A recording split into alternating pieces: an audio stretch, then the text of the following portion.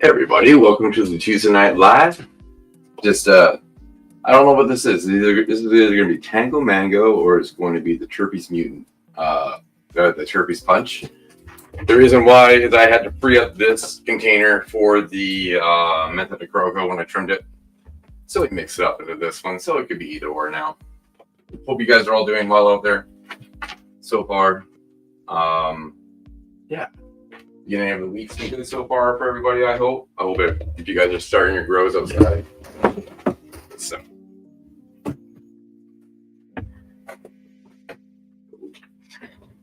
Yeah, I hope you guys have all had good starts to your outdoors if you guys are doing that.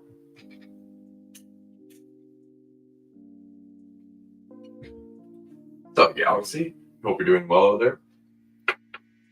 Blazing. Congrats, by the way. I don't know if I've actually said it to you directly yet, but congrats. You're well deserved on that win.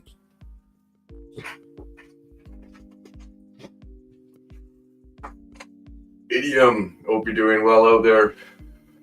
JM, Dave, Soul.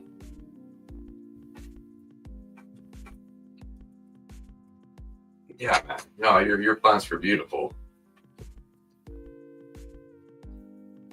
Yeah. I don't know how much I'm going to be able to go over there on the Sundays anymore in the mornings because I've started to take up martial arts again on Sundays. So it's going to be kind of on that time. I might show up for one more Sunday and kind of say hi and bye and see. And I'll come up once in a while. Hey, Run. Hope you're doing well this evening. You gotta change things up a bit sometimes, though, right? Speaking about changing things up, never mind. We almost have the last of the Spider Farmer series videos. Those are coming out. I'll still come around. It won't be every weekend like it has been. That's all. Hello. Hey, Wesley. How you doing, bud?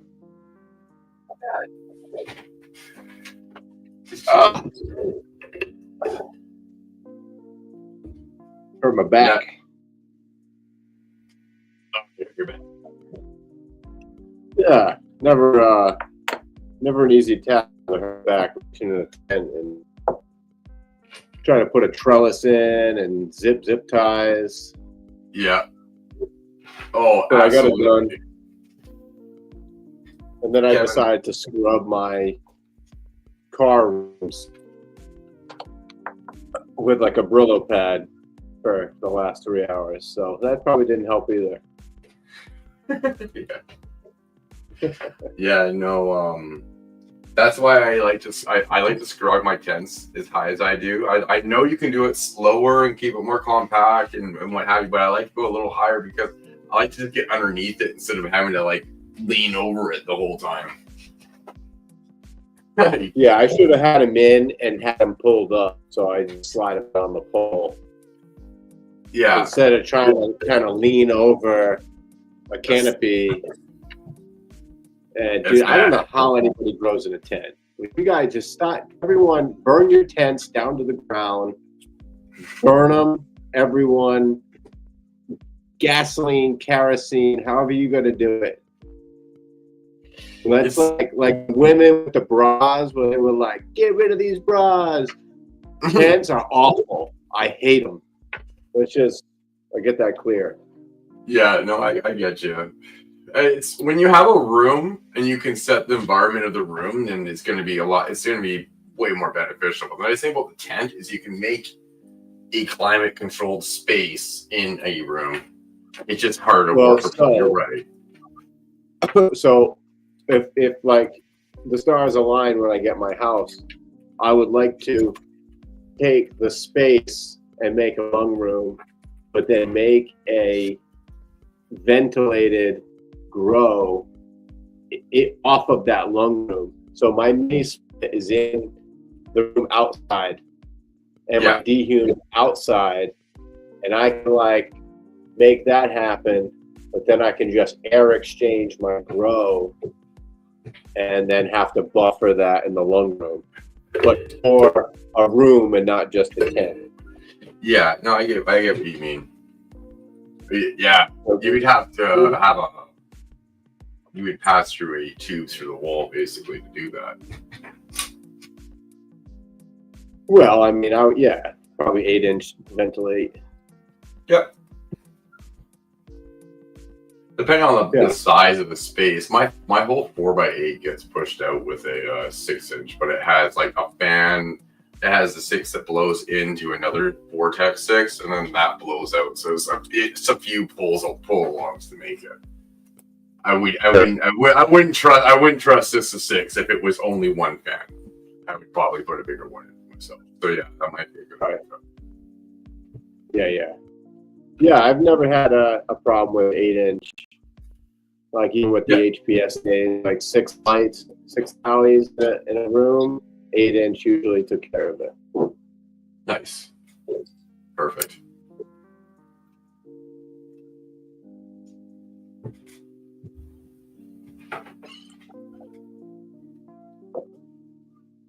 Yeah, no, I'm just in that spot now where everything's kind of down. Well, not down, but everything's kind of restarted now. I got Form Starter Auto. That one's just on the water now, and that's going down in a couple weeks, and everything else is just it's all so very green over there right now.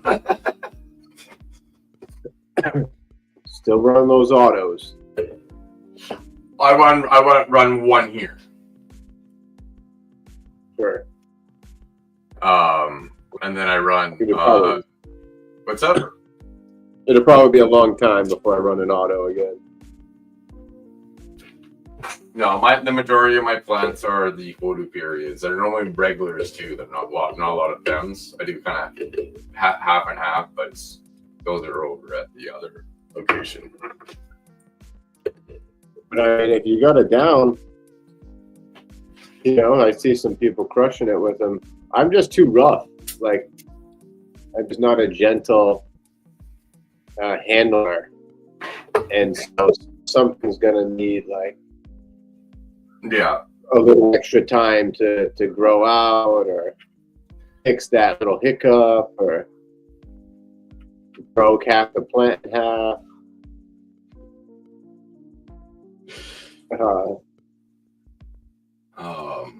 Here we go. Here's chat. I see you guys. Canna. Kevin. This is where the audio is right now. Let. So that's a 3x3 and an autoflower in a 3-gallon. That I only started to scrog once flower happened. That's why I put the net in to start to do it. I didn't start doing any kind of training like that until I noticed flower starting, and then spread. Yeah, I just put mine on. It was day 11 today, so they're setting and stretching. Hopefully, they'll stretch up in a little bit more. But I do have a horrific fungus gnat explosion. Well, aren't you? But you're getting that because of the way that your soil is, right? You have that environment for them. But don't you have predators in place for that though? Well, it wasn't enough. Like, when you set up a new garden, you're bringing in new material, especially compost. It's usually coming with the larvae, and the pest replicates at like a 10 times rate most of the time than a predator, or they come in first and then because they seek opportunity, and then the predator has to come and say, oh, whoa, there's an imbalance, issue going on here, and then they come and they start to work the population down. Yeah. So I was filling the reservoir of the earth boxes, and I was top watering for nutrition. And it just became a little too much with the fresh compost. and it blew up to where like I was looking in the window because I was just like, keep them in the tent. They're everywhere. They're all over the floor, dead. And so I had like the vacuum, and I cracked it open, and I was sucking the ones that were trying to get out, and worked my way in. And now the house is like got them. So tomorrow I have an order of a Steimer Niemer Feltier nematodes, the SF, and 25 million of the Stratiolalapsis, formerly known as the Hypoaspis miles. Nice. Soil white. So they run around the top, and then the nematode will get into the soil and work the larvae. So we should have it under control probably within like a week, 5 days. Years. Yeah, no, I knew you had something in plan for that because the way that you're running your soil, you're going to be you could be a little moist on that. So it would be the environment if they were around, right? Yeah. Yeah, I just haven't had the extra 100 on top of I got you. The price of the, and like put everything in. I was just like, maybe I can get away with it. And yeah. We got it now. You got it down now, though. You know what you know what you got it. Yeah, and if I had my storage, I would have access to like the Bulgaria bassiana that I have, the fungal, it's like a biofungicide. Okay. And so it's a pathogenic fungi, and it on contact makes soft body insects blow up from the inside with this white mold. Oh, really? Yeah, white muscadine mold is what Bulgaria bassiana means. Awesome. And so that's pretty cool stuff. And what kind of insects does it work on? Just all soft bodies. So if you have root aphids, you've got thrips, you've got fungus gnats, you name it. And it only affects them. It won't do anything to a plant, or is it something you would avoid in flowers? No, it's something actually very, very beneficial to have in your soil system and on your leaf surface. Okay, that's awesome. Yeah, That's super cool. Then it's a win-win. Yeah, tillage soil has a really good product where it doesn't come with petroleum distillates in it.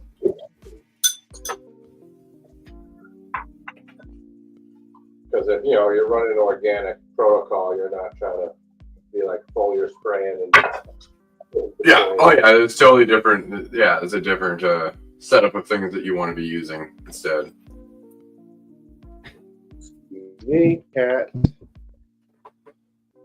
Every time.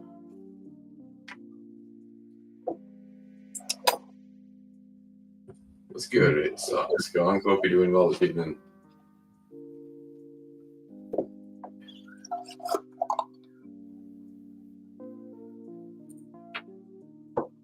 Yeah, that was fun. I actually ran the hatch for the first time on Thursday night, and then it dried over Thursday night to Friday night to basically to Friday night. It was 24 hours in the freeze dryer. Yeah. And I got 123 grams of hatch from just 11 of my bags of trim.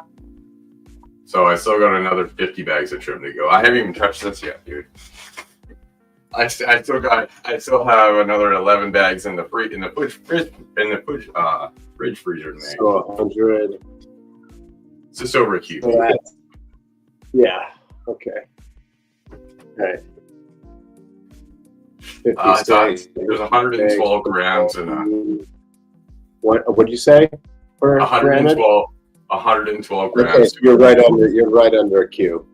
Yeah. No, right over a Q.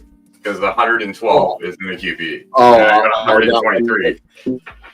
Not 114, 112. Yeah. 5, 6, 5, 6. 6 and 6 is 12. Yep.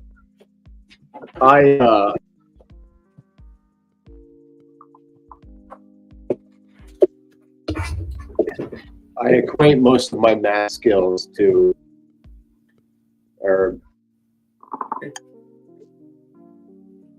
So, oh, that's just the keef. No, this is bubble hash. This is dried bubble hash. Right. Well, I mean, it's dried out into keef at this point, but Yeah. it wasn't dry sift keef. That's not what I'm saying. Yeah, no, it was trim bin. It was not trim bin. It was trim from trimming weed that was put into bags. You know, all the stuff that's in here, and then made into. Yep. Yeah, just that has to get pressed still. But once it's pressed. Are you batching it out in Cultivar? No, not at this point. Once I get through all of this bags of stuff to make it into just regular, it's just regular bubble hash, kind of like just from all my trim stuff. It's kind of just mixed, right? Once that's all done and all the bags are out of the way, because I kind of stopped labeling them after bag 20. I didn't know when I was going to get to doing it. This is going to be for fresh frozen hash. And then at that point, I'm going to be harvesting the buds that I want to keep on, like the main colas that I want to keep from my plants. So I'm going to go through and get the main stuff, and that's going to be my smokables. So that's going to be the stuff I'm going to keep and hang and dry and do all that through. The rest of the stuff, I'm going to trim up. I'm going to cut off the plant there, vacuum seal it, like load up bags, vacuum seal it, throw it in a freezer there, wait for it to freeze, bring it here, put it in here, label it, and then start making fresh frozen out of that. So that's going to be any of the buds smaller than where I want to keep, like the keepables. They're like the nice stuff that's the A's, right? I'm going to keep that to smoke and make hash with the rest. So like when you're freezing fruit, like blueberries, yeah, you do a pre-freeze before you pack. So you lay your nugs out on like some parchment, and put them in the freezer and get them hard, and then bag them up and freeze them, because you're going to destroy all the trichomes by taking fresh squishy flour and putting them in a sealed bag. Oh, you want to like lay them out in surface area and then pre-freeze and then pack so they'll sit on top of each other and not concave and break. I didn't think about that. Good to know. Thank you. I didn't think about that part of it. I thought about just getting it into the front, getting it frozen there as fast as you can and bringing it over. But no, that would be another step I have to do. But that's if you're not going straight in the bubble. No.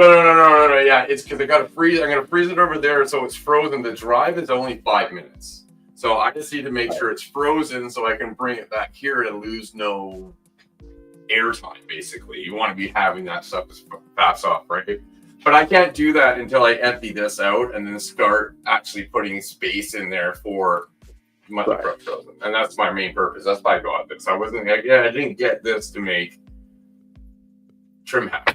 I got this to do the fresh frozen, but I just need to make the space right now. So I'm doing a lot of kind of playing around with I'm going to play around with settings on this. I'm going to play around with settings and all these different things with what I'm doing here, and then come to the fresh frozen stuff without trying to push it too much, right? Like I kind of already would have an understanding that I can play around with them. Nathan Shaw likes the BHO. Yeah. It's a solid. Actually, I think BHO gets a bad rap on the streets because people think that it's dirty compared to rosin, and I don't believe that. I heard an extract artist talking about his take on it and how like a fully purged BHO has less butane than a flick of a lighter, which isn't a pure flame, so it's non-combusted fumes as well as butane. And so the flick of your lighter is worse than BHO. And like there's government standards on like parts per billion that you can be around, like in a work area or some kind of like manufacturing plant. And it's not even detect on tests. And he's saying that the quality is superior to you can do that at home. rosin because the flash point is like 32 degrees or something where it burns off. And so all of your super volatile terps and flavonoids aren't going through whatever, rosin press temperature you choose, which is over 100 degrees. And that he prefers BHO because there's more nuances in flavor. Then I would have to agree. Like BHO days, man, shit was banging, and all the like whipped up diamonds and sauce or that kind of texture, that wet sand, it's not as loud as when you make the wet sand out of the BHO. So I concur. I think and it takes a while to get to figure out how to do it right, but if I grew it correctly and made like a great bubble hash before making rosin, then you wouldn't lose that because you wouldn't be putting it to the rosin press. This thing dried, it's not going hot. It's staying below 32. Right, but you're also losing a bunch of water soluble metabolites. With the vacuum. I know. And yeah, I know. With BHO, you're getting everything that is able to come off in a pure, cold, fresh, unadulterated form. And I'm all about like bubble hash. Like, don't get me wrong. Yeah. Like it's next level with freeze dry.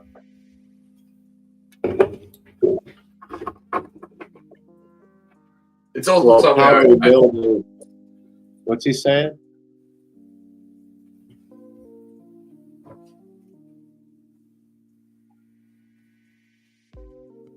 BHO is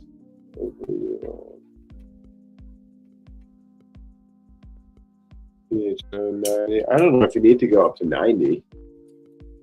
You just need to do a longer purge, under vacuum. Like we're not just talking like home, like we used to just a Pyrex dish when we first started. Like I brought it to my hometown. Yeah, but that's where the people get the bad words for, because you were really smart. And you know what? I never made BHO, but I used to make other shit with other. I should have never used ISO, but yeah.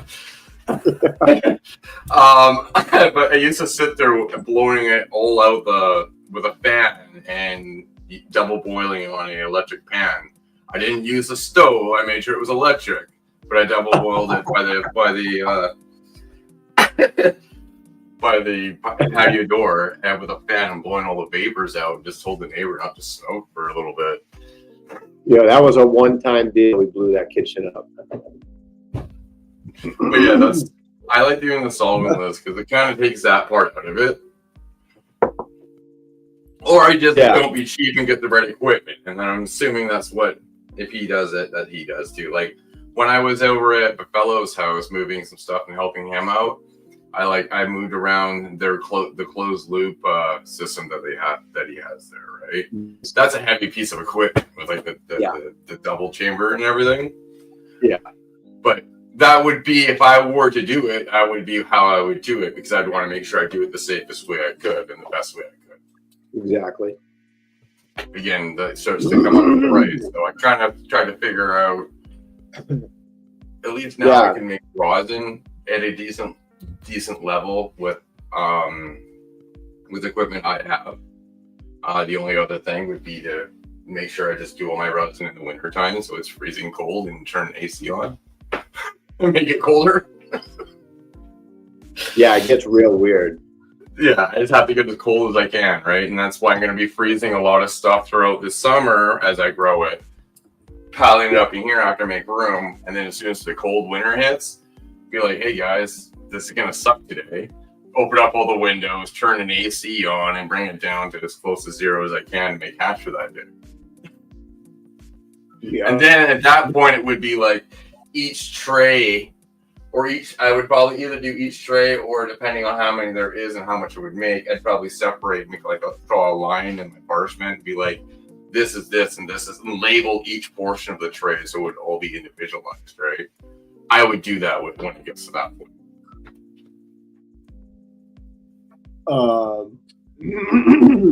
Dottie has a question. Oh, I didn't want to reply that.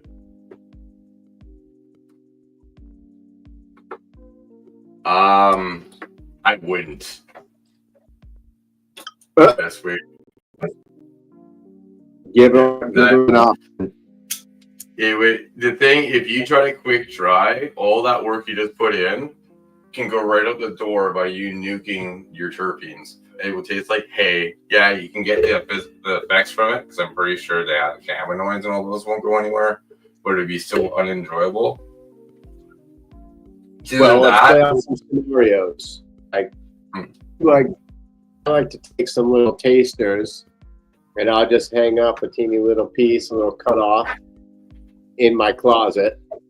Yeah. And forget about it for a few days, or like on a shelf in some kind of storage. Or you put it up on an electronic device and you dry it fast. But that's only for tasties. So it's for a bud. It's a bud, not the entire harvest. Yeah. Then yeah, just do what he was saying. Just keep it in an environment that's a little more drier. You too. Put one on an electronic device, and you'll get that in like 2 days. And then it'll probably take 5 days hanging some little bottoms in a closet. Yeah, no, that's. But I would never suggest anybody try to speed up an entire harvest, though, because that would just never. But even at that bud you're going to taste is still going to be a fraction of what it is when you actually do the entire thing properly. So that'd be kind of.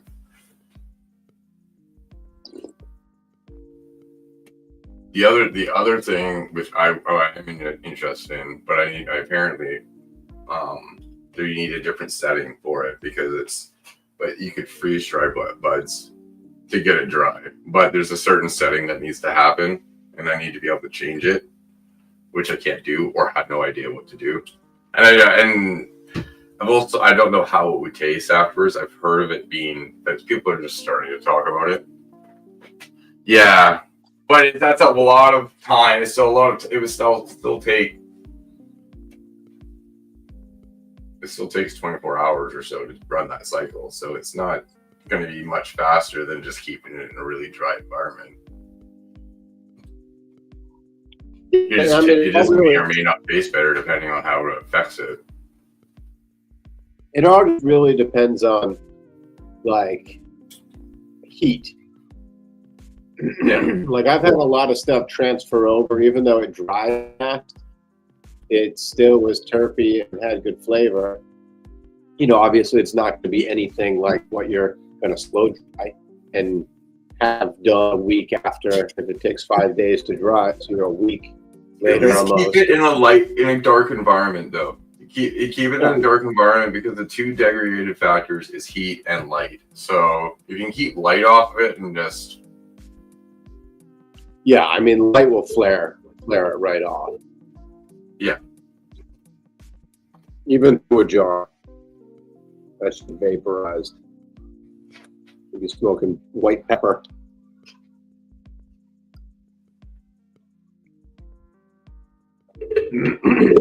Yeah, so the old BHO days, they got me where, like, I realized, hey, I'm wearing a respirator, and this isn't for like paint or home decor.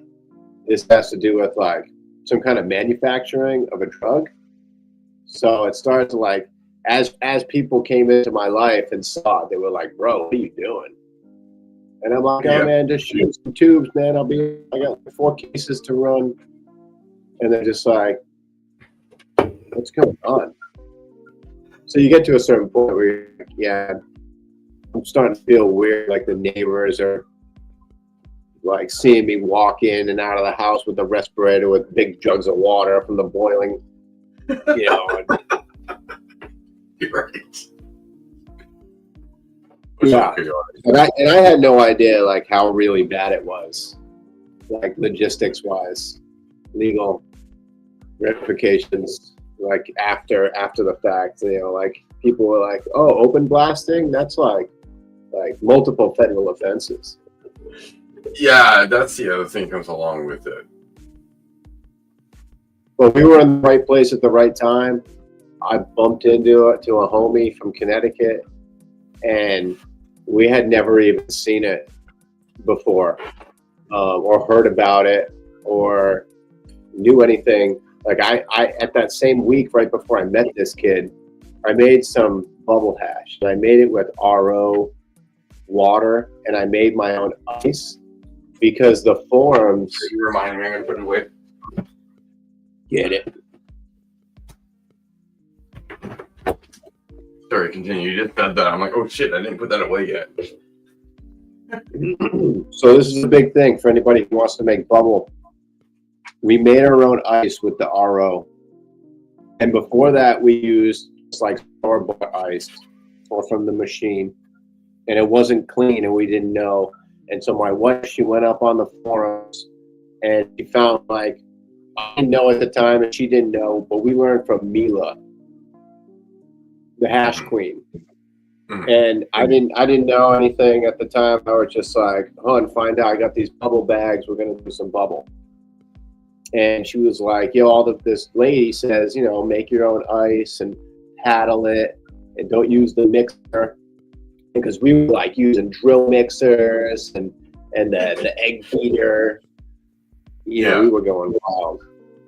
And so we came out, and it was incredible.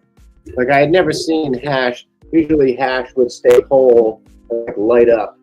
This shit would turn liquid, sink to the bottom of the bowl. I think I've told this story before.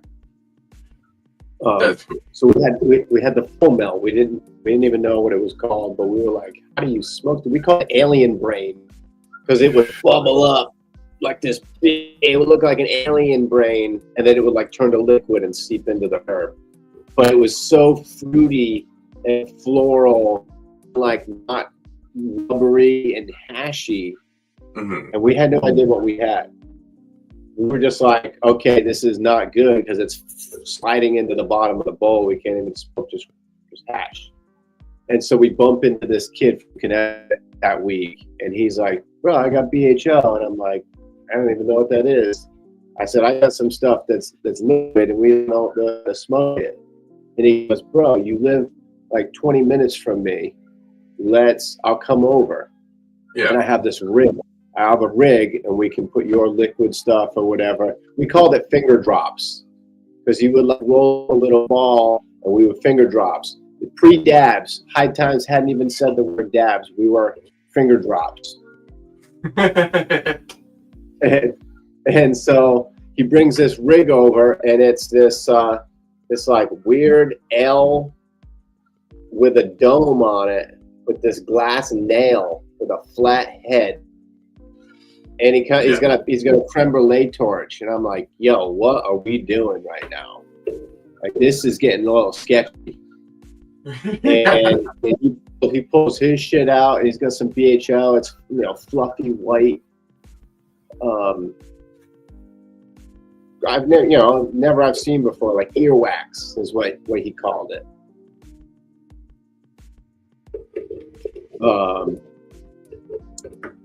And he fires up the nail, and boom, we put our stuff on there, and it flares off. I mean, it tasted incredible. I remember like my forehead getting all sweaty and just not even knowing like, what. Or just have it. Yeah, you can have it. Go ahead, go over there. And just coughing and it was obvious, it was a hot glass nail. It was like red hot, and then you're going at it. That was a hot day. Oh my god! Yeah.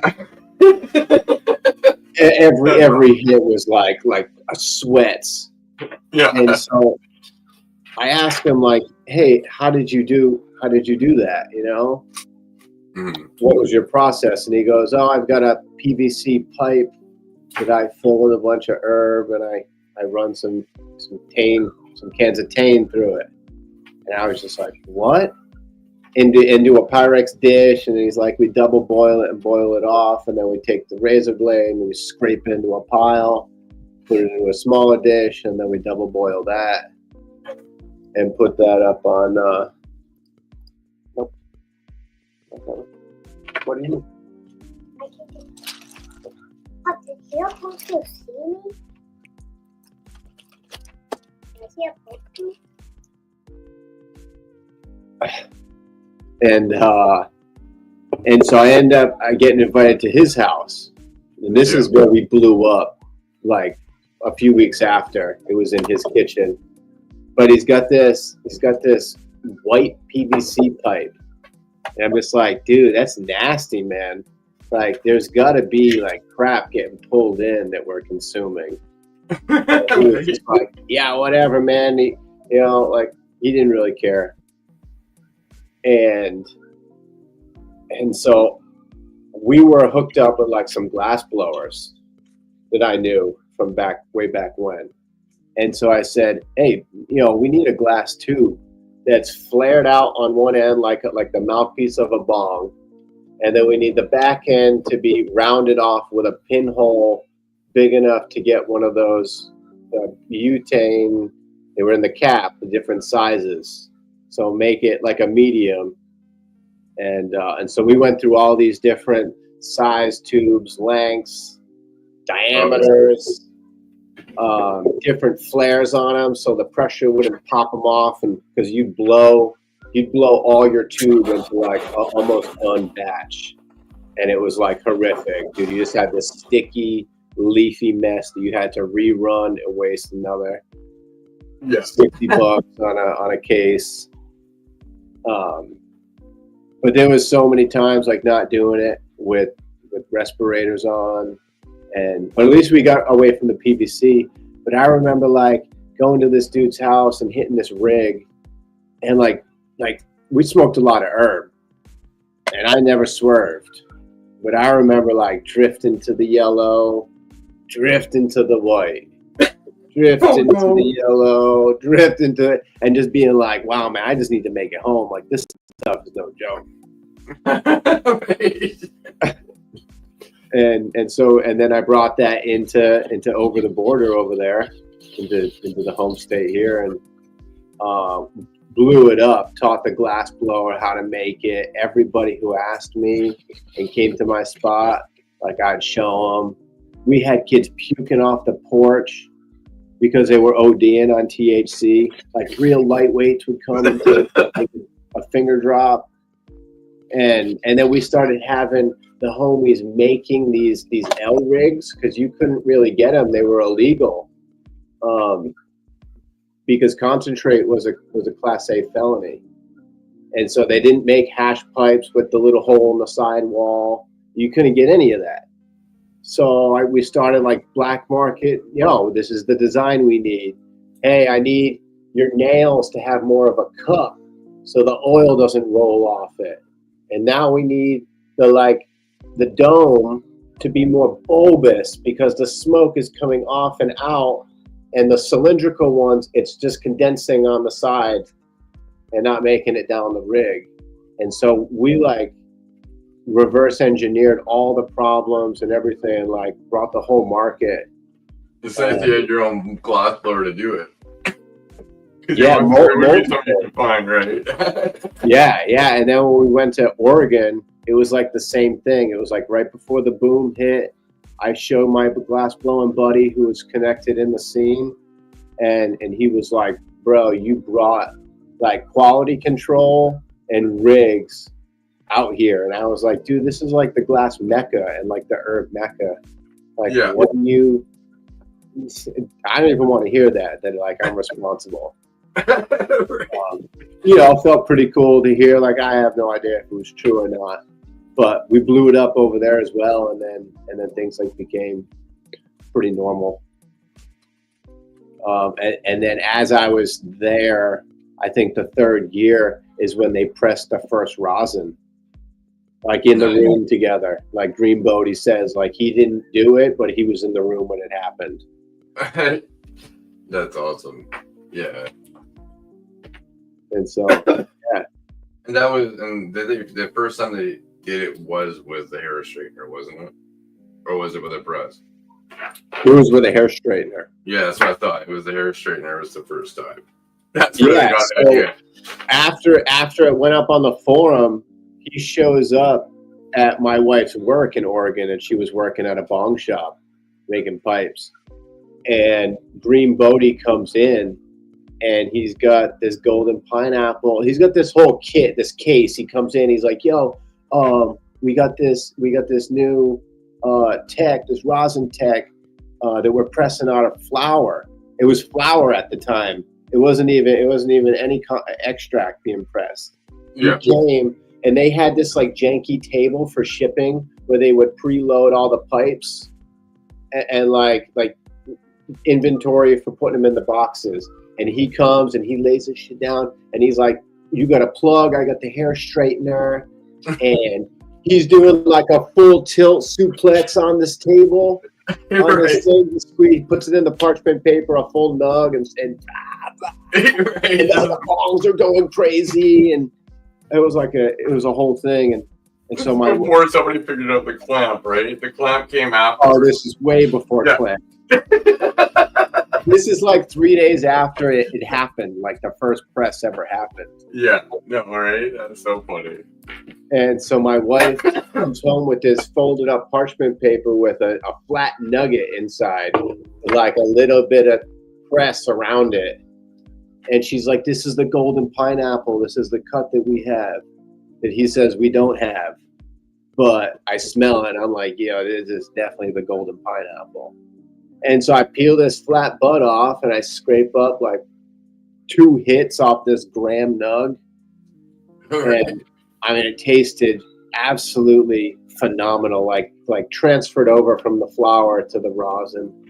Well, yeah, you're tasting what it tastes. You taste what the plant's supposed to taste like without the biomatter, without the biomass with it, right? So, you know, yeah, I can imagine, especially for the first time doing that, it was like, oh shit.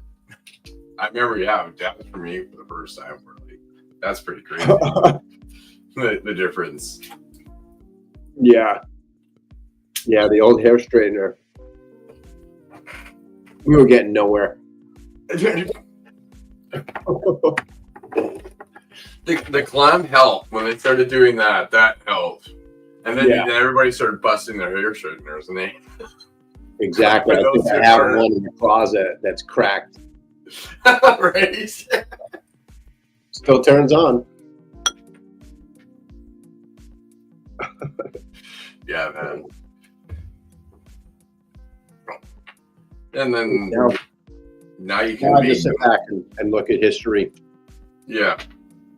But now you can go to like any auto part store and make yourself a press.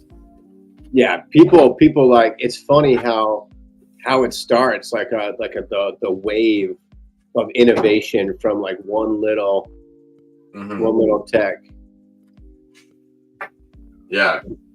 It's just that, and then you just have to insert the heating coils. Yeah, pretty amazing. Like watching them put heated bars on there, and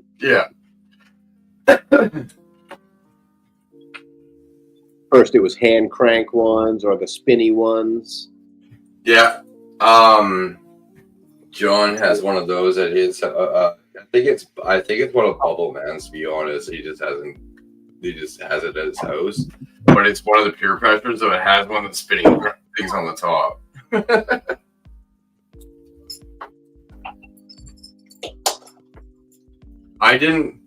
When I got the press, the one of the biggest things I was not a fan of the bottle jack part. like having to do the bottle jack. I like having the handle, the hand lever off to the side. Yeah. Yeah, that's when I fell off the whole scene. I mean, right with the rosin after the hair straightener, I was just like, I'm just gonna do flour. Like, well, like this, when I bought the machine, like the original jack broke. I pressed so much that the whole jack, the seals went on it and everything. So I went and got a spare one from an auto store that would fit. The only one that would fit in my press was a 4-ton, and it was not enough, so I wasn't getting enough pressure. So then I went out and got that cylinder jack, which I just need to lift. I just maybe need like an inch lift that can go underneath it, but it has to be solid metal because of what's going on. right. And then so I don't have to press so much to get it to the bottom of the press. But then that works perfectly fine now, and I find that it's just something. Is that a hand frame? Yeah, it's off of the. Oh, that's what you were saying. It comes down the side, the back. Yeah, and then it goes in. But that same cylinder, I can put into a phonomic, or what do they call it? Like an air jack if I wanted to. Yeah, I could do that if I wanted to eventually. Oh, nice. I wouldn't do that right now because I live above somebody. Oh yeah, no, dude, the noise those things make. Yes. It's like cranking a house. Yeah, that was my biggest concern with the freeze dryer, because John's has one of the original freeze dryers with the old pump, and you can hear that pump fucking from a distance. So after I ordered this, I started thinking about how loud his was. I was like, okay, I'm going to get in shit for this.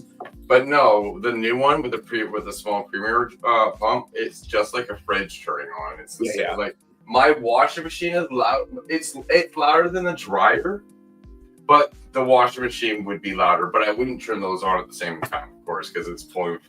Remember, we looked up to 15 amps. It was pulling at one time, so it's going on by itself. Nice black wires. Yeah, it's plugged directly into an outlet by itself, and it goes on by itself.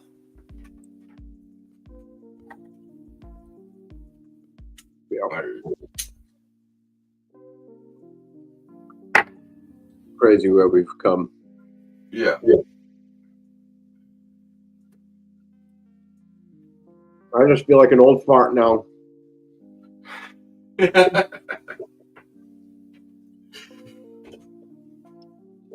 I'm cool with that. I dedicated the whole first half of my life to growing, or the second, whatever. Yeah. Just to the whole thing. I threw myself in. Back then it was your freedom. I didn't think of it like that. Like, I knew there was consequence, but I just never. I don't know. For me, I was reckless. Yeah. For me, I've always been around it. I haven't spoken since I was 12 years old.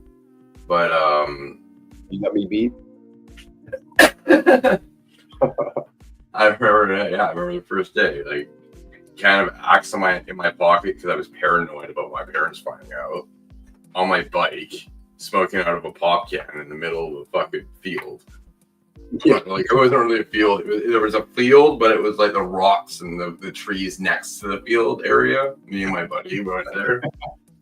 And just like spraying yourself too much with axe and then walking the door in the most suspicious way possible. Yeah, I totally remember the first time. I think that's why a lot of younger kids smoke cigarettes or started smoking cigarettes. It was always to cover up the herb. Yeah. Yeah, it was, for me, it was a fitting and socially thing. Yeah, big time. And that was unfortunately at 13, and then I quit. I quit that when I was in my early 20s, but then I got back into smoking when I got back into harder stuff and everything. And after that, actually, I started smoking again when I went to the armed forces. I was just right before I VR'd out of basic training in week 6. I started smoking cigarettes again. I was around all those guys, and that's where I started smoking. That's what it was. And then I quit back in 2021. And I haven't smoked a cigarette since then. I put it in. It's funny that you say that. I was like, where did I start smoking again? I'm like, that was it. It was smoking with all the guys at the. Well, at that point, it's like a way to tune out for a few minutes. Well, I had so much. That's when I started figuring out all the shit that was going on with my family and stuff. So I started emotionally going, what the fuck? That's why I left. And you know what? I really should have stayed. My life would. You know what though? At the same time, I wouldn't be where I am now. Can't do it. You can't do it. I wouldn't be where I am now. No. I wouldn't have been a drug addict probably, but who knows? Hey, at least you learned it at that point. You know, like things could be totally different where you don't learn the lesson and then it just continues. You know, you can't change anything. So I got sober right before I turned 31, so I was still 30. But right before I turned 31, and I won't ever go back, and I don't drink either. So being able to get sober at that age, in the long run, where there's still people that don't go as hard as I ever did, which is great, right? And nobody should. But people that still drink or do things that they probably should stop, could stop in their 50s, where I had that 20 years of not doing it, right? Yeah. So it's going to probably only benefit me in the long run. Yep. What's up, Chronic Chatter? And what's up, Smokey? Right? I see you in there. Big time. Acting like he's the freaking, the Budweiser frogs over there. Anybody's welcome to come and show their gardens, by the way. My garden. You can pull up my IG if you want to show it. Yeah, I'll do that.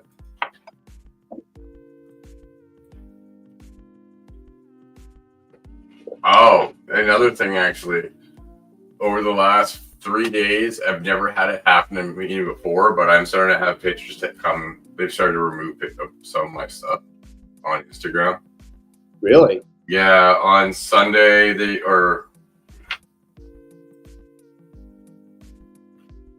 How many followers do you have? Only 487. Not very many. I don't really promote it very much. No, dude, that's crazy. When did it? 3 days ago is when they said a notification that like they took it down. Yeah. They said because it was promoting sale of cannabis. I'm like, somebody fucking said that we're selling cannabis or something on here. And there's no comment board, whereas like in YouTube, if somebody tries to do that, you can go into it, appeal it, but actually have an area where you can type in an explanation, right? Be like, I don't do this about, so you can actually type something in. For Instagram, I wasn't able to do that. It's just like, it was like, click here is like, and then if, kind of like menu. All the way through. It's just like, and then they're like, we didn't restore your thing. And then they took another one down. So it was 4 in total. And yeah, it was 3 days ago when they did it. Well, they're going to be gay. I don't know. Oh, that's a term.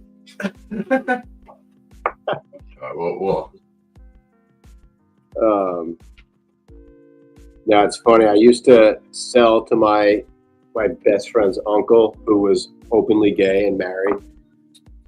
And, you know, the saying when we were growing up, like, whatever you do, like I just said, like, yo, that's super gay. Like, it's just a way of saying, like, it's stupid. Yeah. And so I got him over the house, and we're having a debate with my other buddy, and he's like, nah, man, you can't say that. Like, gay people take offense. And so I asked my buddy's uncle, and I said, hey, you're super gay, you're married. Do you, like, what do you think, like, saying something's gay is, and he goes, "Oh man, you're just saying that's dumb." And I was like, "Thank you. Like, I hear you. Yeah, no. you know, he did it at the time, but no, absolutely, I hear you on that. see, I'm very myself. guilty of using it that way when something's dumb, basically, right? Yeah, I'll say it. People are super sensitive these days. I haven't had anybody say anything since. I mean, that was like 2015. We had that debate. But are you going to the one that you posted today, or which one you want to? Do you want to show more than one? Yeah, show the one from yesterday because the trellis just kind of ruins the whole. You get That's lost. the one that that's the one you're totally right side up, right? Yesterday. Yeah, it was the left side was open. All right. I think it was just a second post in. This one. Day 10. Yeah. I wonder, does this sound actually come in? Maybe. Can you hear anything? No. Yep, day 10. I didn't get nearly the stretch I was thinking, but It's looking good though. you know, I don't know. It's even. Yeah. Even. So you could just bring the light down if you want, if you need to, if anything, right? So. Well, I raised the light up to kind of like hope that they would stretch a little more. And did they, or were they done? I don't know. Day 10, 11, I think they're. Oh yeah, they're not done yet. They're not done. They'll still go for a bit. They'll fill out a little more and stretch out. But I don't think I'm going to get more than like 5-6 inches from here. Maybe I will. I don't know. They weren't very big to begin with, but I lifted up. I noticed. Huh? I noticed stretch only for me will end around day 25, 26. Sometimes maybe 28, depending on cultivar. That's why when I get in there on 17 to 21, that gives it the extra few days for those lowers to kind of come in and fill in that canopy a little bit denser, right? You see stretch till that late, till like 21 days? Oh yeah. I'll see it until I'll still see it until day 26ish, depending on what's going on in the plant. Maybe not the leading tops, but that's why when I see those leaves out, a lot of those lowers are still like further down the plant, and then still after like 5 days they're growing up. I don't know if it's because they just seem light and they're gonna stretch, or is it because the plant is still in a mode and it still has the oxygen to do so. Right. But it'd be interesting to know if there was a difference in that, right? Because I don't know if the tops move much past day 21, like you're saying. The tops don't move much past then. But when I do the defoliation, these lower branches, they end up still being able to reach slightly, and it might be because they're presented with more light. Right. Yeah, they're getting hammered. Because they still come up for another, like I said, another week, and I'll have that fill in on that after doing that defol. Yeah. Cool. Yeah, it's just I've been out of it for so long, you just forget these little nuances. Yeah, but you're right though. The leading branches before I do any of that defoliation, they don't really grow much past that day. And again, I don't know if it's because they're done or because I stripped them and now they're done because I stripped them, or. I mean, that is a technique. Like besides fimming and topping, is you strip those fan leaves up and just leave the little growth, and it promotes everything else to shoot up. Mm-hmm. So I mean, you could be getting the same effect by plucking all of those big fans. Yeah. That you are stopping the auxin hormone and everything's trying to fill back in from underneath. Yeah. Yeah, it's amazing like what a little technique will actually provoke and plant morphology. Oh, for sure, dude. Because I don't take a bunch of leaf off. Like I'm gonna definitely do another strip. But my canopies always look a little different than other people's. Like we'll see if it fills out and stretches up a little more.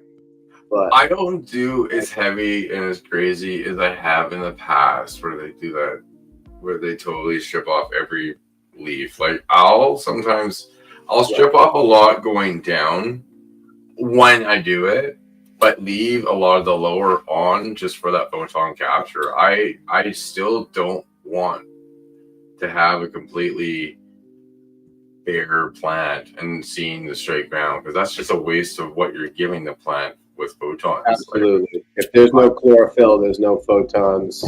Yeah, I want to leave at least even that lower layer. Even if I take it off later on or what have you, it can still feel what's going on. Like I don't like doing it all the way down. Yeah, and I find that that's helped me because I got to a point where I was taking so much off that I always felt like I started losing yield because I was doing it too much. And bringing it back, not this last run because even that last one on the one side looking good. The one has, but the Tango Mango before that, I had massive pullers off that, and I just starting to get, and even the run before that was slowly getting there because I've been slowly leaving a little more on there. What's that, Token Tom? Are you ready for me to play your? Oh, no. Oh wait.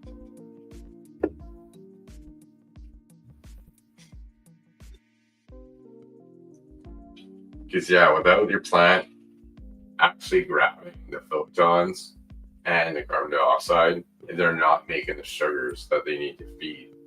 So if you're missing that, you're missing feed. You're starving them.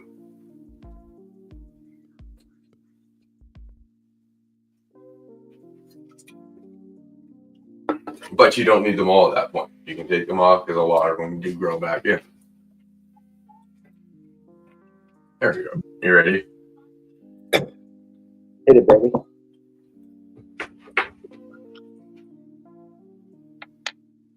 That's looking good. Is it the same time we just looked at? No, this is today. Oh, okay. But it's the same tent, right? Yeah, same tent. That was yesterday. So they've grown. Yeah, maybe. I guess when you're not looking at them, it's hard to tell. Yeah, I guess every night is pretty dramatic. It just looked a little different. They look not as high up to the black bar in the other video. They look like they're more down here. I lowered the black bar. Oh, you did lower the, okay. Yeah, to use it to strap the trellis to. Okay, I'm like, that black bar was a little higher last time. It was. I thought maybe the plant grew up. No, I got this hollow spot in the front here, which once they stretch into the net, I'm gonna like move each branch into a square, so I should be able to clean it up a little bit. You're doing well with the amount of plants that you have on here. Yeah, I mean, I know I had to go quick. Yeah, you're doing really well with what, 9? The 9? 9, yeah. It's good, yeah, really good control. Really good control of 9 plants in that tent, dude. The whole right side, I had to pop up another 2 inches.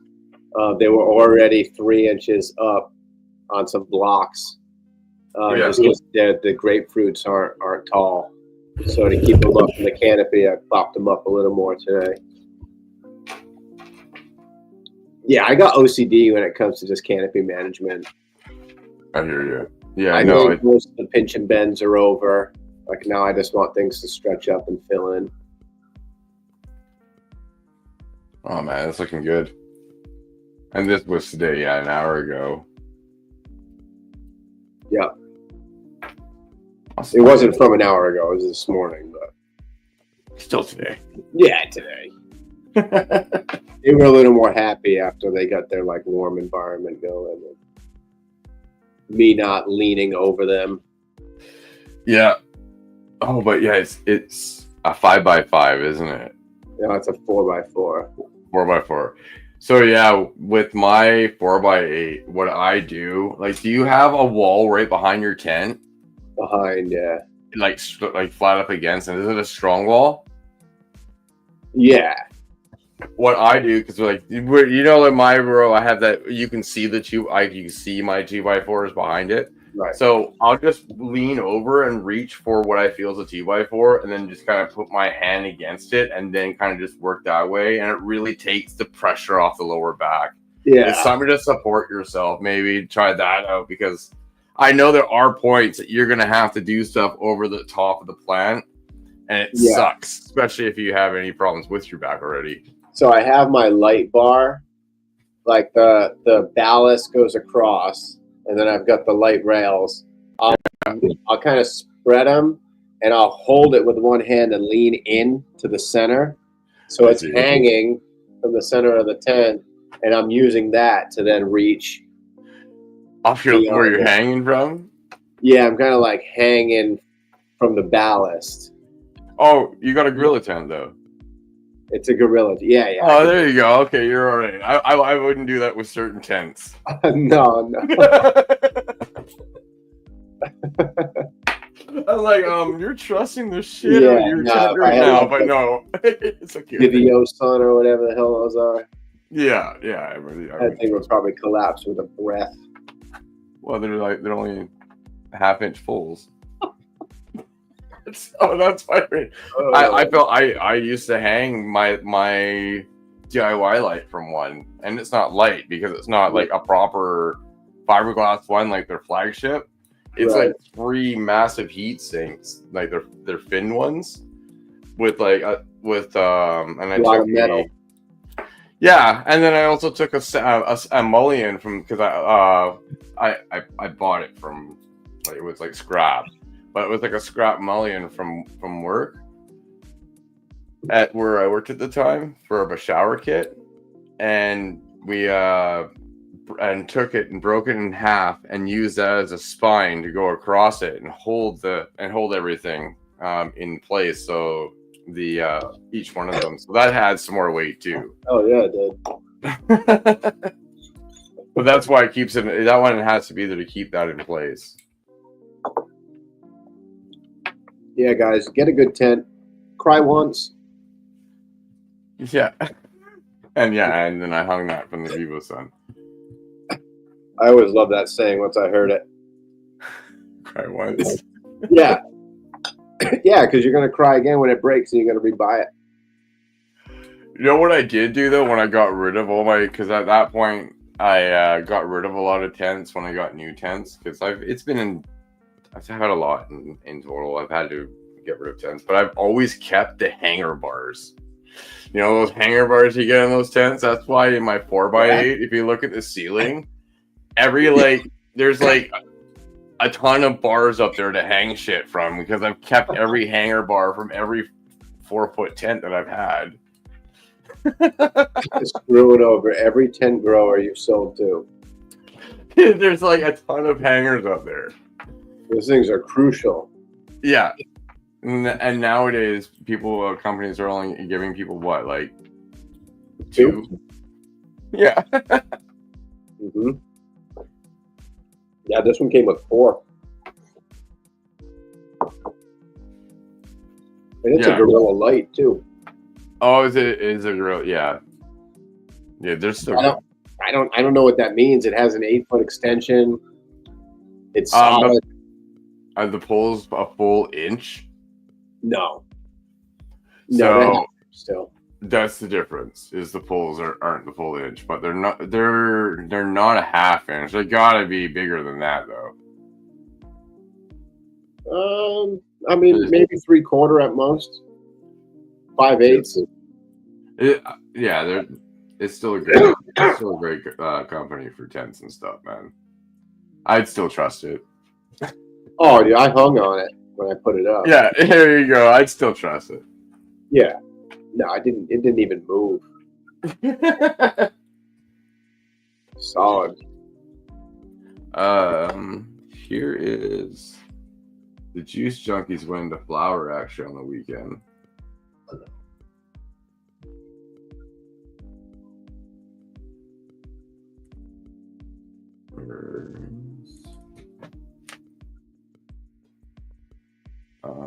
No, cancel that. Whatever that was.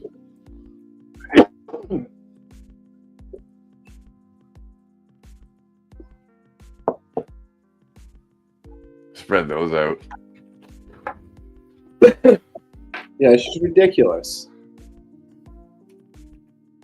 This one didn't want to. This one doesn't want to grow as fast as the other side, though. But, and I cleaned up a bit. I did put it into flower, but I will do my good lollipop at the end of week 2 when I put the net on. But this side, yeah. Oh, hold on. Oh, why we're not working? There we go. That side is the reason why I had to flip it, because if I went another week, I would run out of space and it would just be really hard to deal with. Because when I was there on Monday, it's all totally up and around again. And again, cleaned it up here. So, when I flipped them, I learned a technique when I was up in Oregon from a buddy, where he would strip his plants all the way up the stems to the top 3 little leaves. So like the new growth, a baby fan, and like a 5-setter, but not big. Yeah. And he would strip everything down. But he would train his plants like this, or top them a bunch and get them ready. And then when they go into flower, they look like they're out of a Dr. Seuss book. It's just I went over to his house and he's moving them across the yard, and I'm like, dude, this isn't good. Like, I don't think the plants aren't gonna make it, bro. And do they do well? Like, what did you do? And he goes, dude, you've seen my gardens multiple times. Like, I got huge plants of colas. And I'm like, all right. I was like, I don't know, man. This doesn't feel right. And I started doing it after, seeing the results and kind of setting my ego aside, like, this dude does know something maybe. And so whenever I flip now, I strip them all the way down to this teeny little stems with little bloops on top, and then all the growth just stacks off the top, and you can keep like pruning the bottoms or the branches that want to come out like this and make the plant wider. You just keep trimming those off as the plant's stretching, and then thinning out all the suckers, and you just get a bunch of crazy tops. And the plant usually triples in size. Like if you're really bottom pruning, it really promotes that new. But that's awesome. Like where I got into that. But I don't know if like you do that or if anybody else like has comments about it. No, I normally let it, like, I just did that kind of de-leafing at the bottom because I wanted to reduce the amount of leaf and try to promote upward growth, but maybe just not as extreme. Because you know what, it is doing the same thing, because I'm doing it to promote growth upwards. Absolutely. But yeah, those de-leaf, those fan leaves will absolutely do that, like I was saying before. But that guy does it to like the next level. And you said you tried it too? Yeah. When I was able to see his gardens and then see what he was saying, and then realize that he knew more than me, obviously. It was like an ego destroying moment of my life when you go somewhere and you think like you're hot shit, and like they've been doing it there since like the movement, like from San Diego and San Francisco, like back in the 50s and 60s. Like they were way, way, way ahead of what I even thought I could know. Yeah. And so I started doing it, and he would come over and I would say, hey, like, you think this is what you would do at this day? And he's like, yeah, man, you got it. And so he would just check up on me and kind of guide me through it in the beginning, because it was scary, like taming your plants like that, like thinking, you know, I can't not yield out. But like I've seen this dude shit, so he definitely knows. And then now it's how I do it. For whatever the plant's just like you lose all that undergrowth and it just stacks from the top, you know, get a bunch of crap. You still get some things that I need to prune out. But it was a game changer. I had some people come to the house and they were just like, well, that's a botany move. Like, are you a botanist? And I was like, no, I just learned this from a friend. And he's like, this is true plant like control right here. And I was just like, I don't know, man, I'm a stoner just growing weed. Yeah. But then they got me into bonsai. Like they were like, dude, this is like bonsai work. Like if you don't know how to correlate what you're doing to real life, like go check out a bonsai book. And so I looked at some bonsai books and I got into that. And I was just like, man, they're the plant trainers. Like you want to learn something, what you can do with herb in 2 weeks takes them like 200 years. Yeah, it's about going slow with that, isn't it? Yeah, tree work is like the trees are passed down like generation to generation. They're like 300 years old. And they say like now it's your turn. Like if you snap a branch, you know, young Padawan, like you need to now train the whole plant, the 200-year-old plant, to balance that out and figure out how to make that right. And so it's pretty cool. Right. Dude, there's some guy on Instagram who made like a Death Star. Like really? Full round out of herb. Like he makes like crazy designs. What did he use to do that with? With an herb plant. Oh, okay. Oh, okay, cool. How long does it take to make it that, to make weed grow that Crazy. into that thing? Crazy. I think they were like 7-month-old veg plants. Yeah. Oh, that's cool. And I don't even know if he harvested them or bloomed them out. These were just vegged. It's not about the flower at that point. It's about yeah. No, that's pretty cool. To have the patience to do it be something you just kind of do every day or every couple of days, depending on how far it kind of grew. You kind of just do something on it and kind of see how he does over. That's cool. Yeah, that's why, like we, the growers, when you get 4 or 5 or 3 harvests in a year, you learn 3 times, 5 times as fast as a single farmer in a single year. Like we are like the next generation to really bring information out because we learn so fast. And I think that's like where the clash of like the farmers and the herb, like how do you think you know more, or you know, and we don't think we know more, but we live in like dog years. Yeah, I hear it, because you can do like a whole scientific method where you hypothesize and you run your experiment and you grab your results and then you find it. But you can do everyone's like that, right? So when you do it, like you said, when you do it 5 times in a year, you can figure out, I did a run here and this kind of fucked up, but let's fix it next time. You do it this time, oh, that worked good, let's play around this time. Or a person outside would have to do it. So that's where it happens, because you have every one of those chances to make that change. I hear you. I've done 61 runs in 5 years. Or no, not 5 years. 600 runs in 6 years. Yeah. You'll learn quick when you start doing that. Yeah, I think, you know, not to put a label on it, but like they say mastery comes with 10,000 hours of something. and that's 24 hours at 10 years. Yeah. And so, you know, the more you get to that, the more you're able to see the whole picture of things.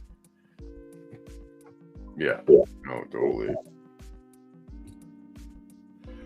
I like the fact of going to school like I did, because then, like, doing the online courses, because then you can get some of that theory, because then when you're doing them and things happen, you have that theory. And because, like we've explained, Right. I've taken all of the PDFs, I've taken all the information that was available to me, so for my own personal use. Of course, it's not going to be public, but so I can always refresh myself on anything that I see that happens as well. So I've learned to do that, and then run it like a simulation over and over and over whenever something happens, to try to figure it out. That's why I also like trying to help people. I do my course on my website, because then I can run that and go over the thing again and again. So it's just in my head. Well, you never know. Like, in the moment, you might not pick up on something, but then when you back reference it, and you're like, oh wait, that's what I did in that run, and it didn't work out, and that they're saying, I already remember this now. And so it can connect things that you didn't know. Data, now that you can keep data and like not get in trouble. Yeah. Like, that was conspiracy back then. I have all how I feed and everything down here, all my months. I have pictures of every single run. That's why I know how many runs I've done, because when you adding them all together, because I kind of break it out to like photo periods, clones, and autoflowers. I kind of all label them that way, so they all have their own number on each one.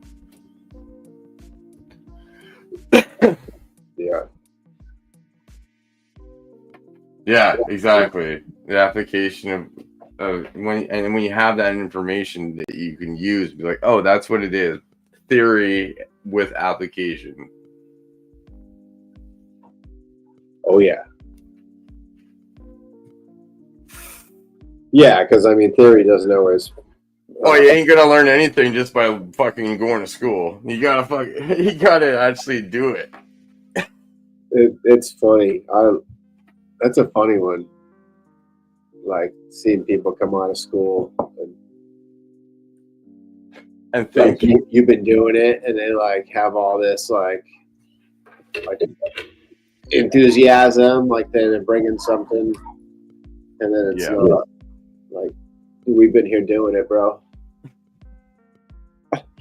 Yeah, no, even people that, especially if the people have been doing it, sometimes they don't even have to do the actual theory part of it. They'll just have to learn over figuring it out. Oh shit, they have to be like, oh, what's happened here? And either learn from figuring out themselves or have somebody come and tell them. There's many different ways that you learn on the job. Sometimes when you're mixing, it's better to. Yeah. It could be like me, and I figured out that you don't mix retro bright and bleach. I didn't know that until it started foaming in the bottom of my reservoir when I thought I was making a super cleaning solution. Oh boy. See, I wasn't in school yet and learning any of things with do not mixes. So yeah. Yeah, I mean, you're like the perfect mix of that. You went to school and you've had the practical experience. Yeah. But I also still learned some things on the go like that. I'm like, oh, well, is it supposed to bubble and come up? And probably not. It's like, I'm like, but I was looking at the bottles as it was happening. I'm like, it's not pneumonia because it was bleach, right? I'm like, I wasn't thinking of 29% hydrogen peroxide. Right. Huh. I wonder why that would. The two oxidizers. Oh, yeah. The oxidizers, yes, that's right. What it was.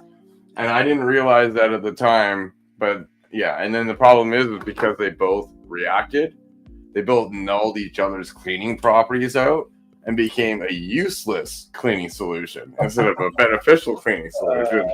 It'd be way better by themselves. and not possibility for an oxygen reaction. It just turned into a foaming science project Right. volcano. Yeah, no, something to mix.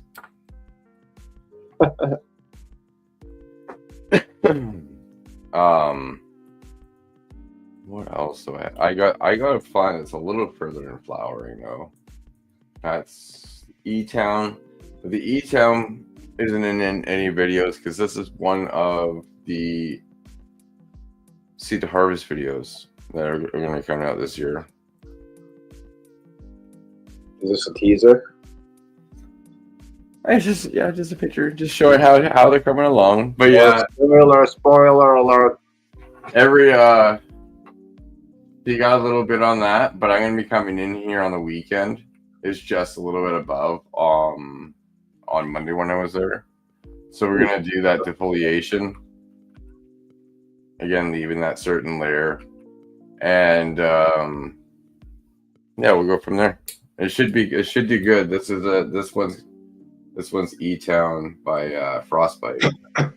Hey, so next time you have an open tent like this, we should walk you through like prune up the way that I learned in Oregon. Take this thing down to bare bones, and then I might. Oh yeah, I know. Right before it's before you flip though, right? Right before you flip. Yeah, it's like the day that I'm flipping, I'm stripping. Maybe I'll do that with the ice cream marker. Because the ice cream marker is in the 2x4 and it's not in flower yet because I'm just trying to stretch it out through the trellis. But once it's full, then I can... This one is flipped. This one's on week 2 of flower right now. We're just getting the buds coming in.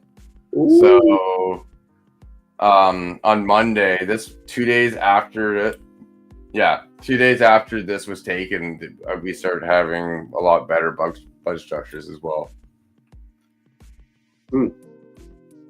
Yeah, I have a bit of legs on me. I wanted to make sure it fit out the trellis. No, I'll do my initial strip. But if this, I won't do another strip. The secondary thing is like, if it comes back leafy and I got like a good couple buds that are being held up by a big old fucking leaf that wanted to come in, yeah, I'll take that leaf out a little later on, but I'm not gonna, it's not like everything gets all stripped. Yeah, day 21. Normally that works for me. I always try to just say day 21 because it's my Saturday and I'm off on Saturdays. So it's always a day 21 strip for me because of that.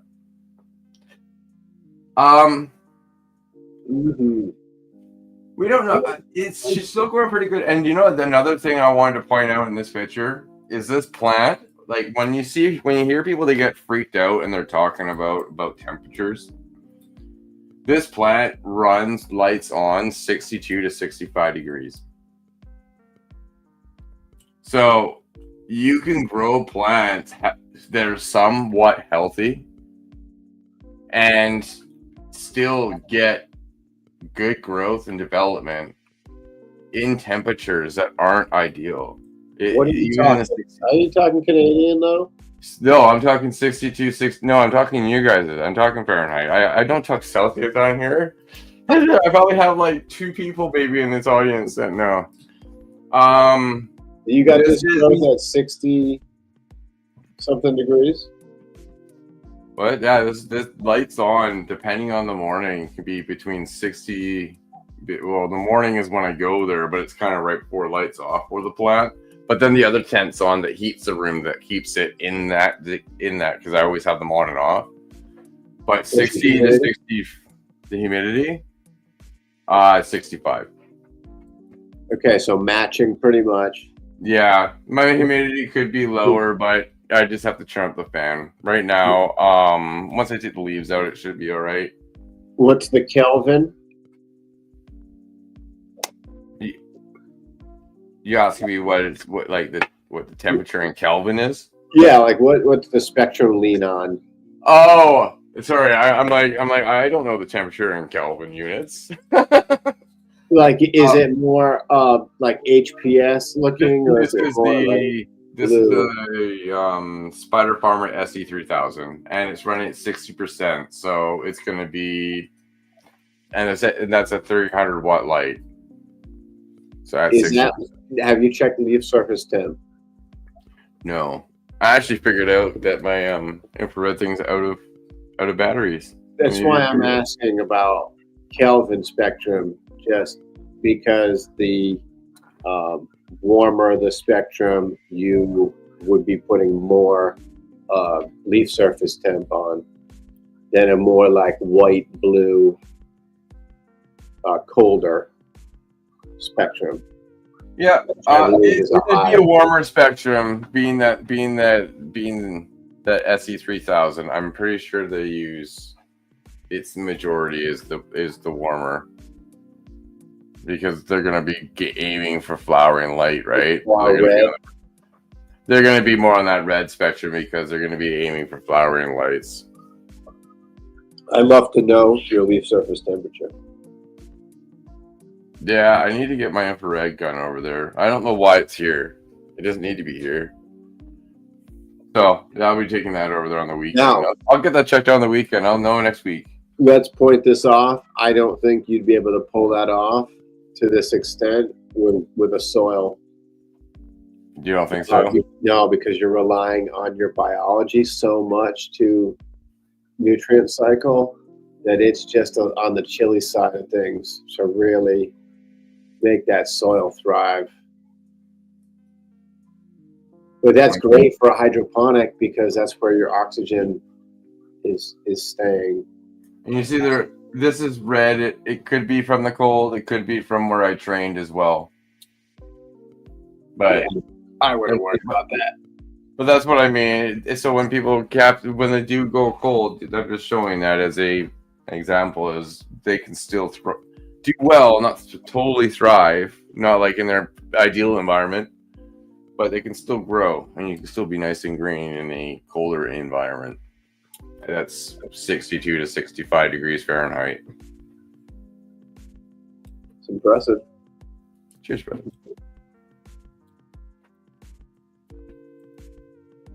I was just reading about some OG Kush cuts that they say plant likes to run hot, 88 degrees, 55% humidity, like very specific. And that is the other thing. You bringing that up, that cultivar could do well that I'm growing in the cold, and maybe other ones could not. Yeah. That's a good thing you brought that up. Oh yeah, some might just shrivel up and want to just go to bed. Here's the ice cube marker. So this is the one that I might try that with right before we flip. I might do that little strippity strip. But she's just starting. This was the day that she got here. And you'll let her come up and like write herself. With this, I will net this to here, probably around here a bit, and then here, and before I do any sort of flipping, and then I will do another net on top to spread out the colas. Yeah. So I've never had them laid out flat and pruned them. Oh, when they're totally stretched out? Yeah, I pretty much like let the plant like get its structure. It's all filled out. Like there's like some middle stuff, and then I prune it down to that. And then as it's stretching and I'm trimming, I'm opening it up and I'm pinching and bending or whatever you're doing, just because you'll get a runner. Yeah. So the method you're talking about. The method you're talking about is for a naturally kind of Christmas tree style plant as it grows. Yeah, it's production style. It's for fitting like at least 4 plants under one light. I hear you. And so it's just like body size. Yeah, no, exactly. It's something you can work on easy. The way that I grow would not be good for somebody in a production. It would be way too time consuming. You got to do what you're talking about, where you just do what you need to do on each one and kind of go. Just strip them. Yeah, defoliation day takes me my two plants takes me 2.5 hours, 3 hours to defoliate 2 plants. You're not going to get away with that on production. No.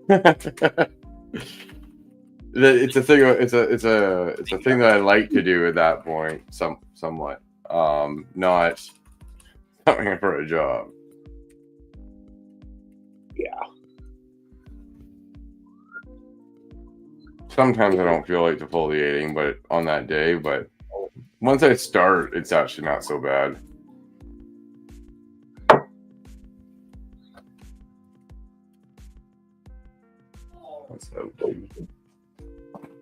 I believe, isn't that like what Carl does? He prunes his pretty heavy before flip. He does, and that's why I was waiting until you got a little bit on to bring that up, because I know he does that. He does that strip right before, so that's why I was interested in hearing your take on it. Because his do really well. He gets a good spread on his, and he gets a great yield from each one of those. Yeah, but it's going to be the same. But he spreads it out. Yeah, he goes. He does use it at. Yeah, we weren't messing with plant count. Mm-hmm. Well, it was medical plant count, so it was much more. So it could still just work the same way. I could do it with mine, because I go into a second net anyways and do a spread out after that first one. That first one is only to maximize the plant, because I only got over there because I don't have a license there. So I can only grow 4 plants at that house. I mean, so it'll grow like a wonderful like structure. Like, so as it's coming up, you kind of take things out and then let them come up, and then you just get this beautiful full, the middle comes up.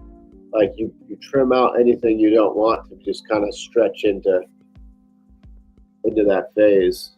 I'm gonna do that. You can pull it out a little bit, like, but just when I'm going to flip, that's what I would stake everything out. But that's when I would open the plant up.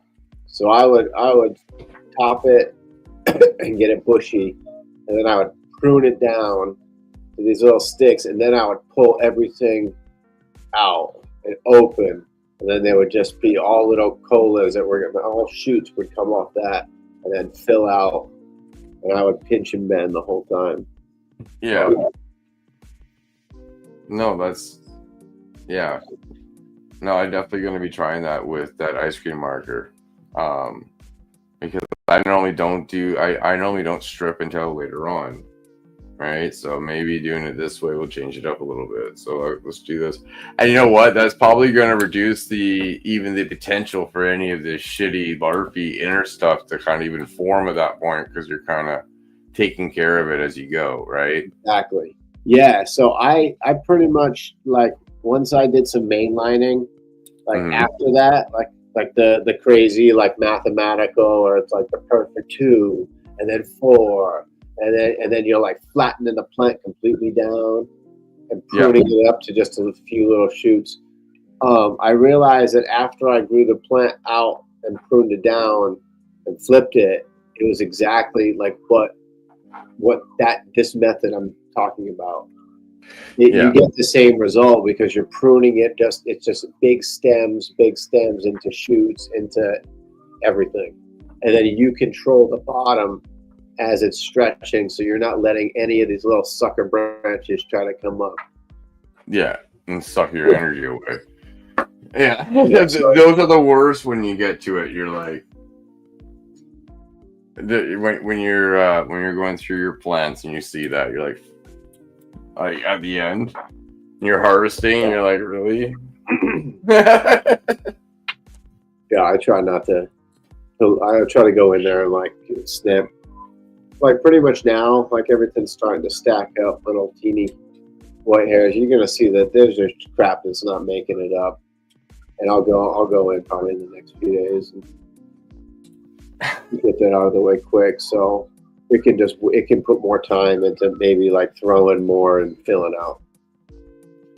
Yeah. The reason why I did it the other way is because I always thought, like, if I tried to build a big bush of a plant, it would try to build a root system to support as big of a bush as it was, and then take away half of the fucking plant, and then now it has a massive root system to support half the size of a plant, and it would produce more. But that's more probably bro science than anything.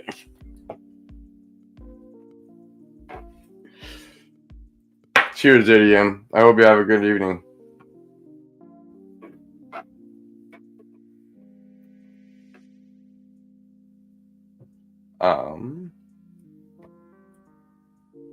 I kind of showed everything I had in my gardens right now as we've gone along.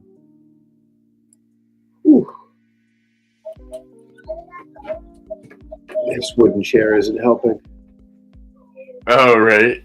Yeah, no, I've broken this chair in the past down here. And then earlier today when I was, because I do like an hour, depending on how long the chapter is, or is either half an hour to an hour of reading. I try to do every day on different subjects.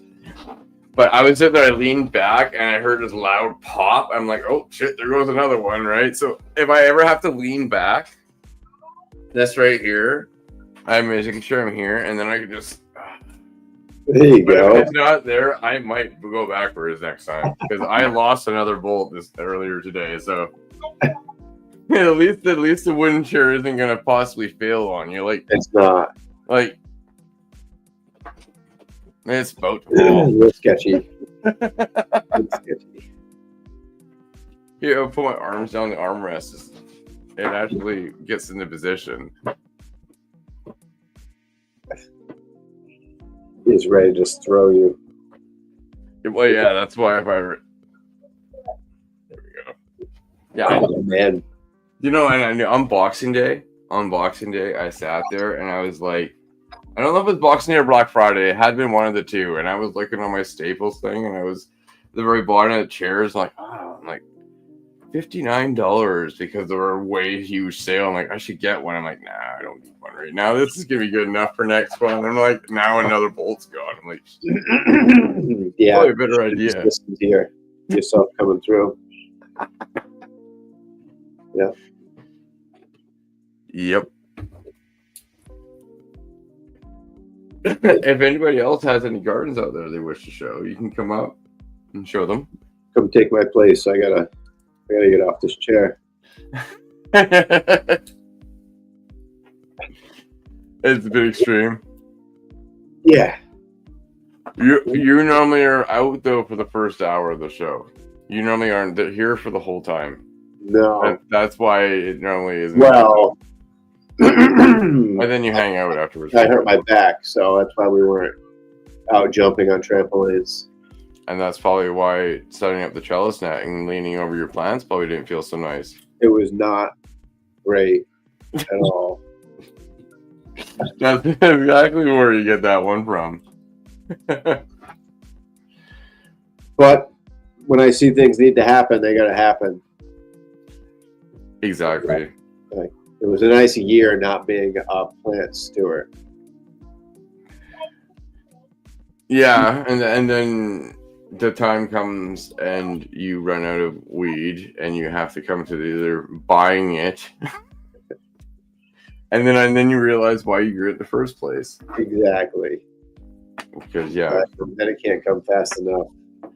Yeah, because at $2,000 a fucking month for what I was spending on weed and concentrates before growing it myself. Yeah.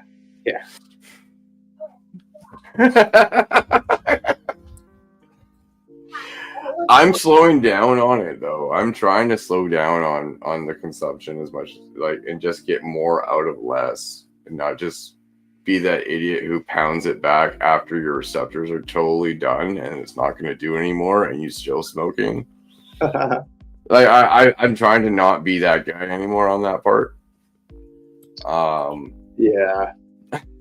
But And it's finding it kind of makes the weed go a little further because you're not just over, like I've said before, it's receptor down regulation is what it causes.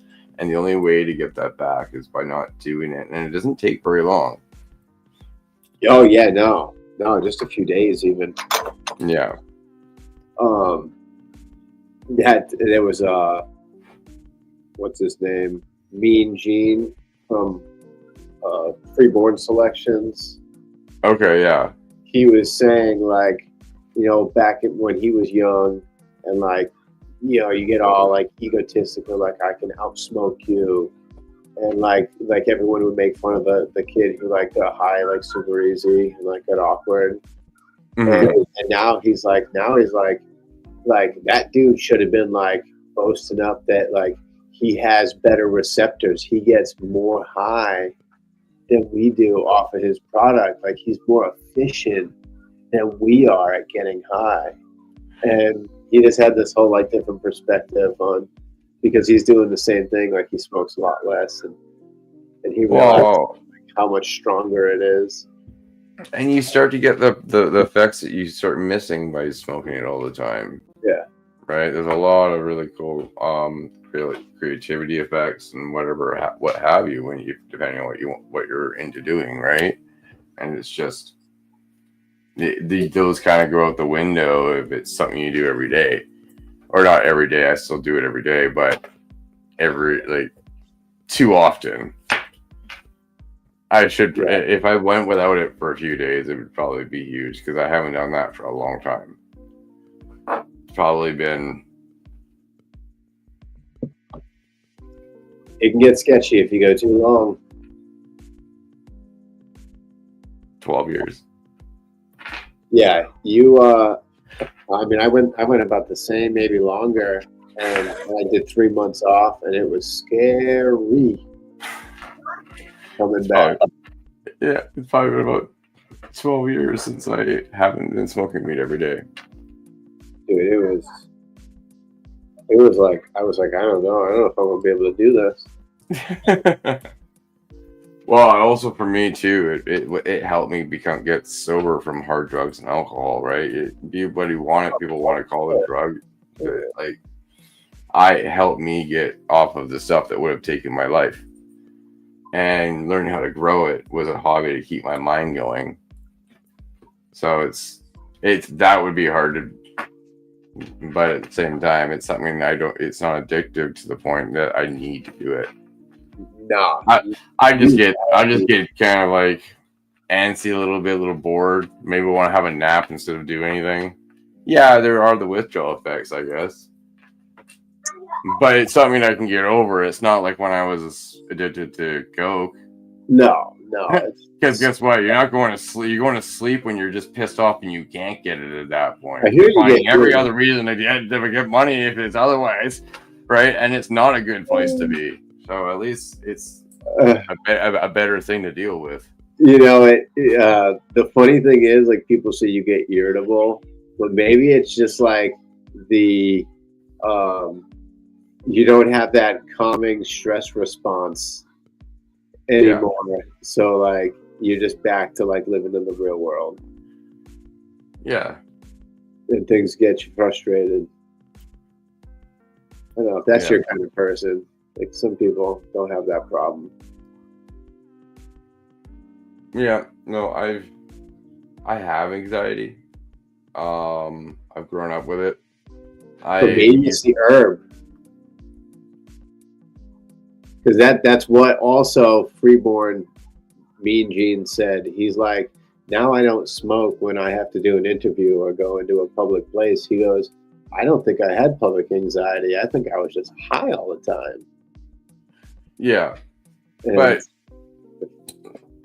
yeah, that's true. You could always apply like a higher CBD concentration to what you're smoking, because that will actually neutralize the receptor that causes you to feel anxiety if it's done alongside with THC. Right. Yeah, I mean, sometimes I like that. Sometimes I like to have the fight when I go in somewhere like they're coming after me. Right. Those are like that's what I mean. That's as high that you don't get anymore when you do it. But that's what it was. You quit for a month or two and come back. That's where you're at. One hit. You're in the zone of they know what you're thinking. Yeah, you're back there. That's awesome. Oh, dude, it was like, wow, this is a crazy drug. That's what I said to myself. Yeah. When you fill your receptors up, you just don't understand anymore if it's been that long. Like I was like walking crooked. I remember those days, and then first you finally getting to whatever fast food joint you wanted to eat food at, and you're standing there looking paranoid as shit, thinking that everybody's watching you. You're right. Yeah, which is fun. That's funny. Yeah, it could be. Not when it's going home.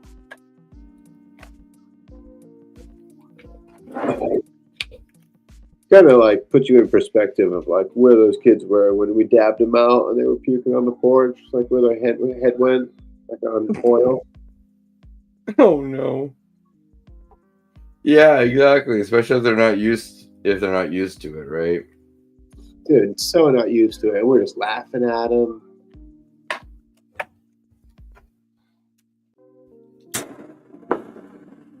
I mean, one kid's still super cool. He was pretty young when we were hanging out,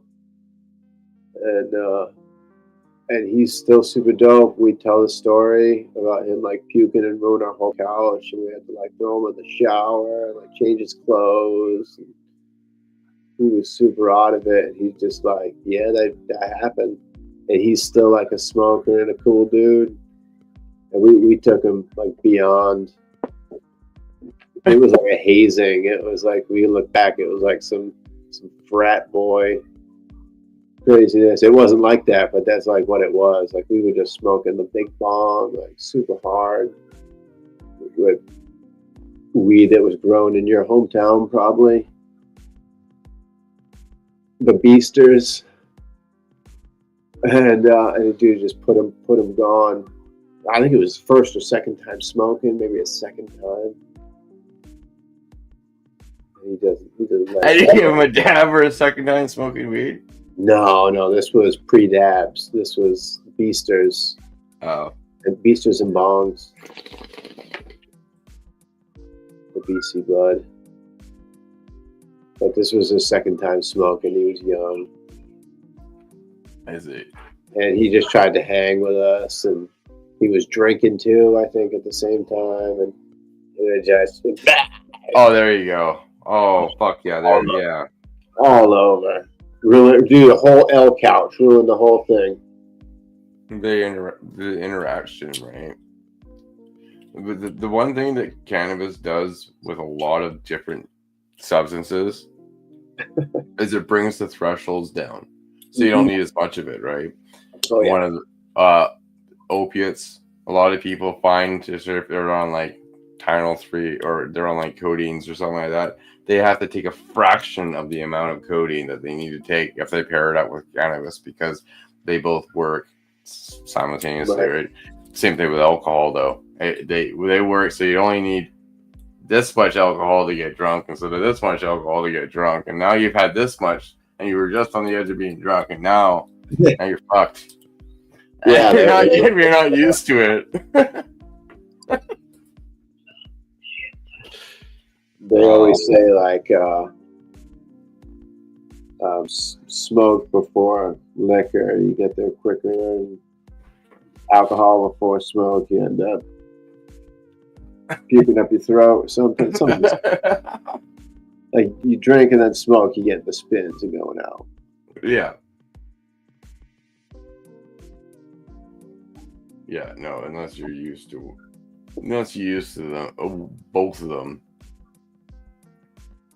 Like I don't drink anymore, but if I were to, it would probably give me the spins because I'm not used to drinking anymore. Yeah. But no, the same thing with with my anxiety medication. I'm on a fraction of the dose that I used to be on because of the cannabis and everything else too that I've done recently. So it does help. It does help bring down the need for other things.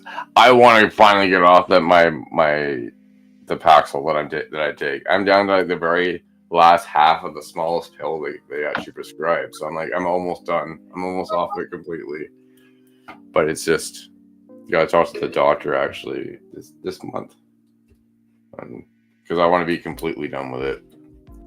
Right. Yeah, man. Say goodbye. I think I'm there.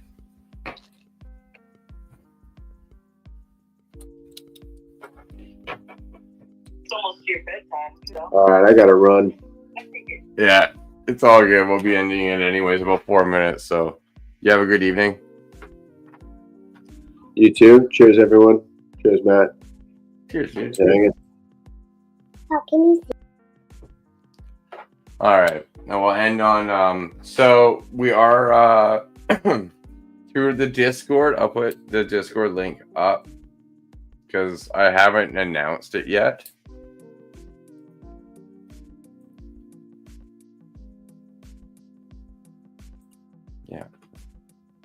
Yeah, that's my Discord. There's no post. There's nothing up there yet. However, we are going to be doing a 20 slot grow along that's going to be happening. It's going to be starting at the end of May-ish, kind of beginning of June. But I'm just kind of like putting that out there, just kind of making sure people still remember that is going to be happening. It's Canada and the United States. Seeds don't come from me. Seeds will come from the person providing them. I'm not going to really say who yet until we get a little closer. But I just wanted to end on reminding that.